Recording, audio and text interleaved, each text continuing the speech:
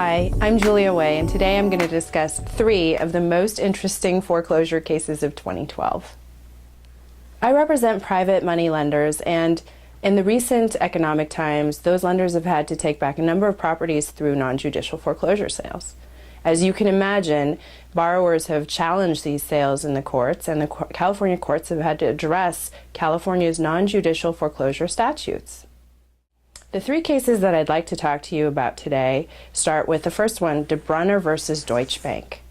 In DEBRUNNER, the borrower alleged that Deutsche Bank was not in possession of the original note and therefore they didn't have standing to foreclose.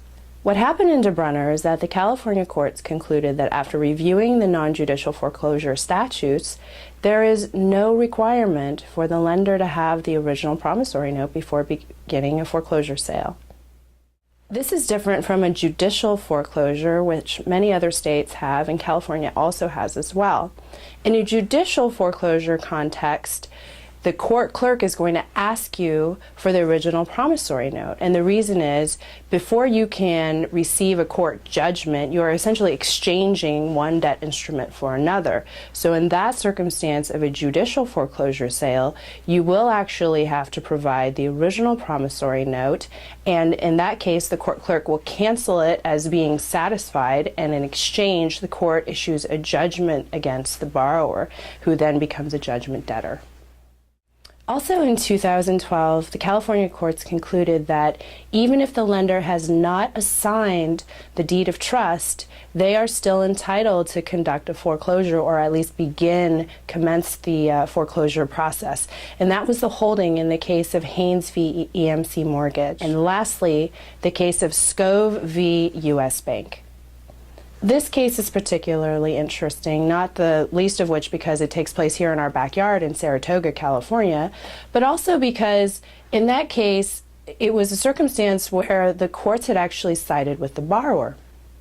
Here, the borrower was able to stop the foreclosure sale through an injunction, and in that circumstance, the appellate court agreed with the borrower that the lender had not made the burden of proof and failed to show that they had satisfied the contact requirements of California's non-judicial foreclosure statute 2923.5.